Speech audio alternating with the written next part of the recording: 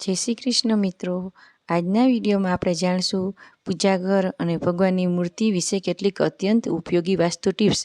એ જાણતા પહેલાં વિડીયોને લાઇક, શેર અને સબસ્ક્રાઈબ કરો અને કમેન્ટમાં જય શ્રી કૃષ્ણ લખવાનું ભૂલતા નહીં।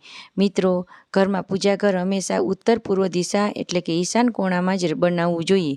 આ દિશા દેવતાઓની દિશા કહેવાય છે અને અહીં પૂજાઘર હોવાથી ઘરમાં સકારાત્મક ઉર્જા પ્રવાહિત રહે છે।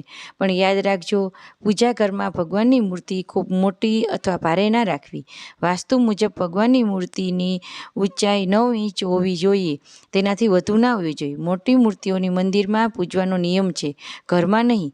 આ ઉપરાંત ભગવાનનું મુખ હંમેશા પશ્ચિમ કે દક્ષિણ તરફ રાખવું, જેથી તમે પૂજા કરતી વખતે પૂર્વ કે ઉત્તર દિશા તરફ બેસી શકો। અને પૂજાઘર રોજ સાફ રાખો, દીવો પ્રગટાવો, સુગંધિત ધૂપ અગરબત્તી કરવી, આથી તમારા ઘરમાં સુખ, શાંતિ અને ધનલક્ષ્મી વાસ કરે। આવી વધુ સરળ વાસ્તુ અને ધાર્મિક માહિતી માટે અમારી ચેનલને અવશ્ય સબસ્ક્રાઈબ કરો। જય શ્રી કૃષ્ણ।